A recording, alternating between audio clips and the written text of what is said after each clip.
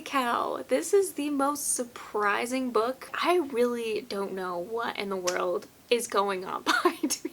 And I know I didn't like them because I don't even own any of these books anymore. The ending was so bad. I need to stay away from those because apparently they're just, I don't like them. None of it made sense. This lady needs some help. Be ready for me to spill some freaking hot tea because just imagine this is tea. Drum roll, please.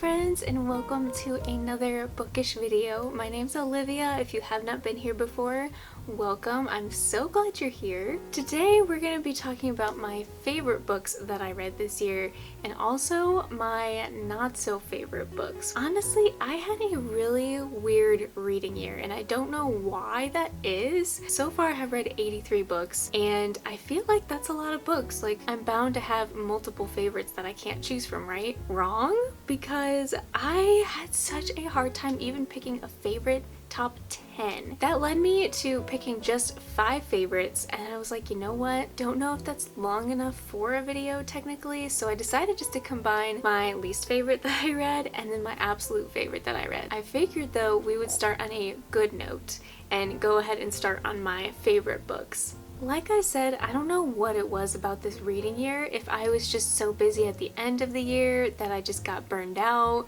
or nothing was pleasing me. I have no idea, but I feel like the past 2 years I've read 100 books and this year I read 85, so maybe it's because I read a little bit less so there was less to choose from, but I don't know. It was a weird year. I don't know why, but I feel like nothing really struck me as like an all-time favorite book. Even these that I'm going to be talking about just aren't like my favorite of all time. I do have 2, technically my top 2, which I'll talk about. But yeah, unfortunately it was one of like those mediocre years for me. I had a hard time at picking just 5 favorites because I kind of just wanted to put 2 on this list, to be honest. So all these books are pretty much level on the scale as far as favorites, but I decided to start with my least favorite. So we're counting down from 5 to top 1. And to start us off, I actually chose Clara and the Sun for this one. I loved this book.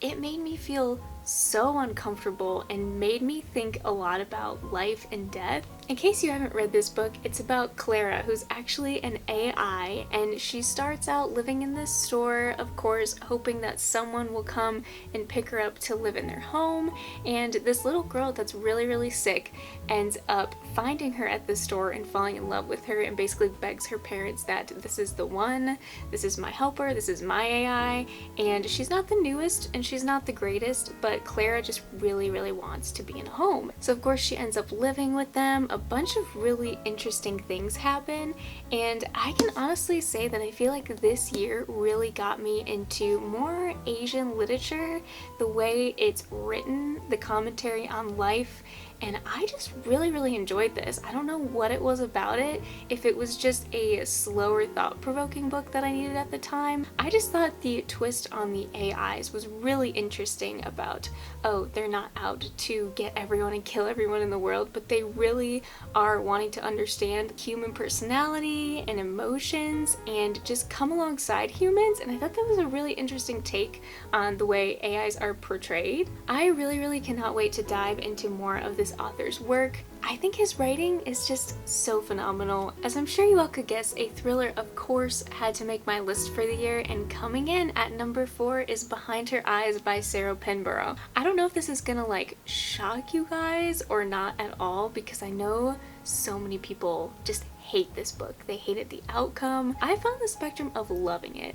I read this book in basically one sitting, stayed up till the wee hours of the morning, and I had to know what happened. This was just so strange, and no one can ever guess the ending of this, which is what I liked. Don't go into this if you've never read it thinking that you will know what's gonna happen, and you will not get that satisfaction of figuring it out because you never will. I was floored by this book, and I still still think about this book. So obviously it had to be one of my favorites from this year. In this book we have Louise, who's a single mom, and she goes to a bar one night, meets this man, they really hit it off, but unfortunately she's starting a job the next day and realizes that this man she met at the bar is actually her new boss. So a lot happens, a lot goes down. I'm usually not a huge person for like more domestic thrillers, but the fact that this was psychological made me guess everything that I was reading. I didn't know the truth from what wasn't the truth, and I loved this one. I thought it was so good, and this show really brought it to life perfectly. I've honestly never seen a show adaptation that good from a book, and I really enjoyed this. Coming in at number 3 is The Lost Apothecary by Sarah Penner. This took me by surprise. I had no clue that this was going to be such a great debut novel, especially for being historical fiction. I have not read a historical fiction in so long. This was absolutely phenomenal. There was dual timelines, there was romance, there was humor, there was really deep, dark mystery and intrigue to this, and basically everything that I like in a book was packed into this, which is why I think it really hit a 5-star for me. We have one main character that is in the present day, and then I think there was 3 or 4 other people that are from the historical timeline.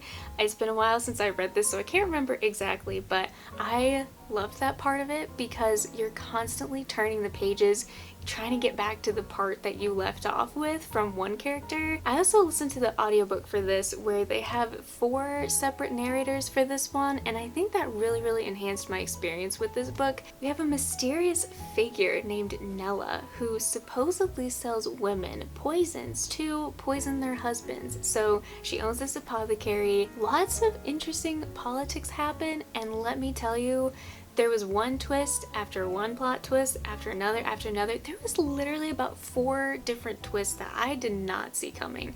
I love a good plot twist. That's like my favorite part of books, where everything slowly unravels and things start to make sense. And this book was just such an amazing pace. I really love this book, if you can't tell. I cannot wait to pick up something by Sarah again. So most of you may see my number 2 coming, and it may not be what you expect, but I've talked about this a lot on my channel, like a lot. I talk about it all the time, almost in every TBR video, every book haul, and that is the manga series Witch Hat Atelier. I could not get away with not putting this on my list this year. I adored this series. It took me by surprise.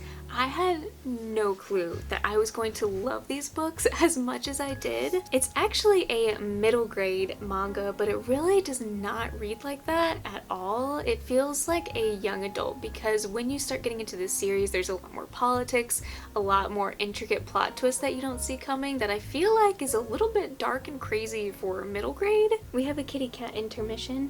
He always has to bother me while I'm filming, don't you?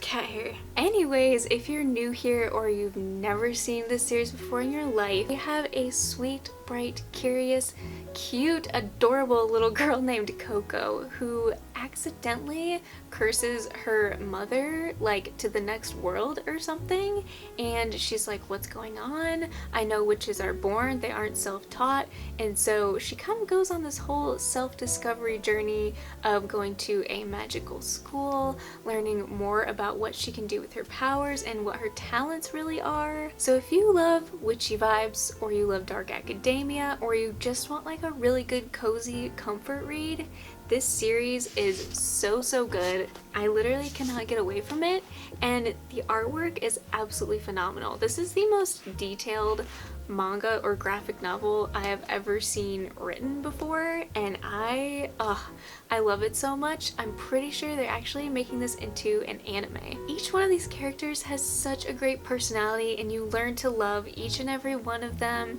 and how they all became witches, and it's just so good, you guys. I love a good witchy book, and this is absolutely perfect, not just for October, but I love reading this year-round because it's just my new favorite comfort read. And then coming in at my number 1 of the whole year, drum roll please,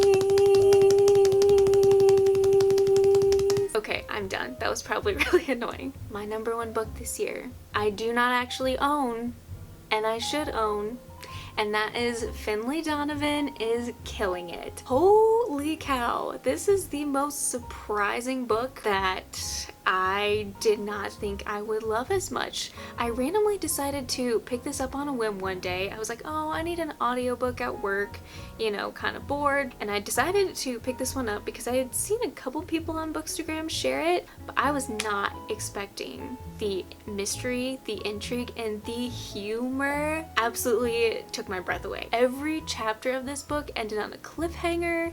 I just could not stop reading this, and the audiobook was phenomenal.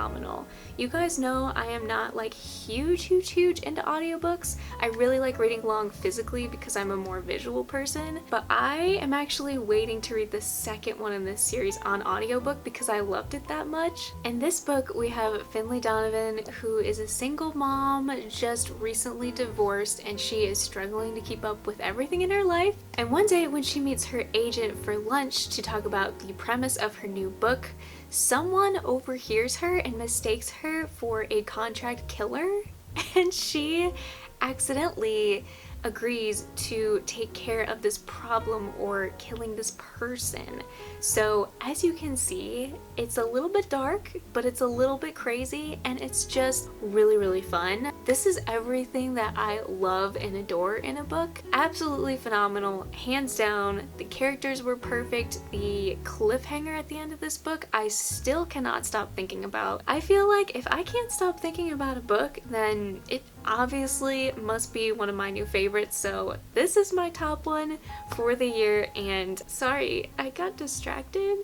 What? Excuse you? He's been hounding a squirrel outside the window, like literally all morning, so apologies. All I have to say is pick this book up.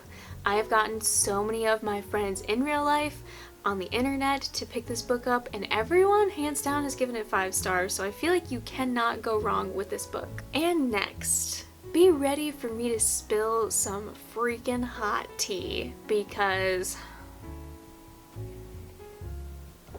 just imagine this is tea. Like I said, I think I had more least favorite books than favorite books this year, which is really sad. I don't know if I just wasn't thinking going into books picking them up, or if they were just way too overhyped and my expectations were too high. I really don't know what in the world is going on behind me. Can you get down?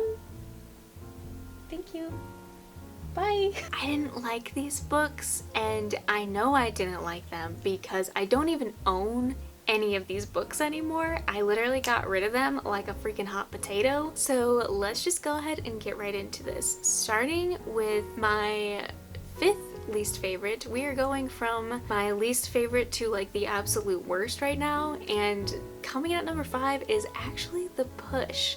I wanted to love this so much, and I think this is one of the books where the hype got to me. I also hadn't seen a ton of people read this. I was just really excited for a new thriller. I didn't wait for a ton of reviews to come out, so I really went into this one blind, and I think that's what threw me off. This was marketed as a thriller, and it was more like a psychological commentary on motherhood in a way. Definitely not something I was expecting or could relate to, which I think is what maybe threw me a little bit for a loop. I actually really liked the writing, and I honestly would probably say I would pick another book up by her, but the thing is, the ending was so bad. I predicted how this was going to end from like what it feels like page 1. I was really disappointed. I was hoping it would take like a different turn, or we would have some hope, or just some type of positive aspect to the end of this, because it was so raw and it was so dark and so graphic. My mind went to a really dark place when I read this, and it was very intriguing, but also like making me sick at the same time to read it, because we have this lady who just had like a new baby, and the newborn she thinks is like out to get her. She loves the father, but for whatever reason she is struggling really hard with making a connection with her newborn, and she is determined to prove to people that her baby, as it gets older, is trying to like kill her or is out to get her, and it's crazy. All I have to say is it was nuts. I did not like the ending, and it wasn't what I expected at all. So unfortunately, this was one of my least favorite. I didn't want to say it because I did enjoy the writing, but this definitely is not for everyone. Coming in at number 4 is Emma in the Night. Now, I have heard really good things about this thriller. I was like, you know what? I'm gonna try it. It was a book of the month, so it has to be good, right? Like, there's no way I'm gonna dislike this book. Well, let me tell you, this again was not a thriller I was expecting, and I think I have this thing with thrillers, like domestic thrillers, that I need to stay away from those because apparently they're just, I don't like them for whatever reason. In this story though, we have 2 sisters that actually disappear, and one of them comes back years later and is really off. She is not acting the same as she did before. She's talking about being kidnapped in an island, and her parents and the police and these investigators are trying to figure out where in the world this island is and what happened to her. And this can be a really hard book, especially if you've dealt with narcissist people in your past or have a traumatic experience with that. It can be really, really difficult to get through this one, and I think that's also why I had a hard time relating to anything in this book. It was just really, really sad and depressing. This just made me more mad than anything. It also turned into more of a detective police investigation book, which also isn't my favorite. Unfortunately, this one just did not do it for me. This next one pains me so much to talk about. I was so enthusiastic about this new release. I was like, there's no way I'm not gonna like this book. And that is A Hairpin Bridge by Taylor Adams. I'm obsessed with No Exit. I still recommend that book to this day to everyone that wants like a high stakes action-packed thriller, and this one just was not it. It was way too long, way too drawn out, it was predictable, the atmosphere just wasn't there, and this would have made a really, really great action film or movie, but unfortunately in book form it just wasn't my cup of tea. This takes place in Montana, and our main character is actually a twin to a deceased twin. Her sister unfortunately died on this hairpin bridge a few years ago, and she's determined to figure out what in the world happened. Everybody says it was suicide, something was wrong with her, and she knows that's not her sister. So she goes to this bridge and makes a trip, and this all happens within a very short time period, which I think threw me off a little bit as well. But overall, I just didn't love it. I don't know what it was about it. There was no thrill or entertainment to it. It just dragged on and on and on, and our antagonist just was really annoying. It wasn't a memorable one for me at all. Definitely one I could have lived without. And then, coming in at number 2, which I'm sure most of you already know, I was not a fan of this book, is The Sanatorium. I thought this book would be so good. I have this thing for haunted asylums. I think it's just a really fun atmosphere, and I don't know what it is about it, but I think the history of asylums and the historical aspect is super cool, and I will basically pick up any book that has that as the setting. I don't even know how to describe it to you other than none of this made sense. Our main character decides to step away from the police force, and she goes to her brother's wedding on like this isolated island during the winter, and there's an asylum there that's been turned into a hotel. Someone ends up getting murdered, and the police apparently can't make it to investigate what's going on at the hotel because there's a snow avalanche. There's snow piling up, and unfortunately they're like, hey, you know, you've been in the police force, so you can take care of this, right? Well, wrong. So I'm gonna go into a spoiler real quick. If you want to read this book, obviously would not recommend, but if you do, go ahead and skip forward. Let me tell you, the fact that a woman is going around wanting to kill men and people because of the men that have wronged her in the past is ridiculous. This lady needs some help. You should never use the R word as a plot point tier books. Like, that is a serious topic, and the way it was just frivolously thrown around is beyond me. I just could not get past the annoyance and the anger I felt. I thought it was gonna be super atmospheric, maybe a cozy mystery, and this was not good, guys. I don't know if I can trust Reese Witherspoon anymore with her recommendations, because so far I have not had a good time with them. My number one least favorite book that I don't like to say the word hate, but I did not enjoy this book at all. I thought it was possibly just from the audiobook, maybe I wasn't understanding what was going on, but no, this book makes zero sense. No, it's not good. And that is Leave the World Behind. This was supposed to be like a end of the world, post-apocalyptic kind of story where we have this family that decides to go on vacation and spend some time together, but they actually have two neighbors that come banging on their door telling them that the world is basically about to shut down. The family is trying to decide if they should save this couple and let them in and try to figure out what's going on, but then they don't know if they can trust the couple. It did not have anything thrilling about it. It did not have a good conclusion. Nothing was concluded in this book. It was so unsatisfying. Again, I don't know if it was just because it was more contemporary literature that I'm not used to, but I didn't enjoy the writing either. Unfortunately, just wasn't for me. I don't know what I was missing, but again, it was one of those books that I decided to pick up on a whim because I wanted to listen to an audiobook, and clearly I did that a lot this year, and that was not a smart choice because all of these books that I feel like I picked up on a whim just did not work out for me. Well, I think that is it, you guys, for this hot take of a video. I don't like getting rambly on my channel or hateful towards books, but this year was just so weird. I read a lot of books that I just did not like. I hope you guys still enjoyed this video. I hope you pick up my 5 favorites from this year. Let me know in the comments your favorite book or your top contenders that you read this year, because I would love to add some more to my list, and hopefully I will have a better reading year next year. Thank you guys so much for watching. As always, I love you so much. I hope you have a great day wherever you are, and I will see you in my next video.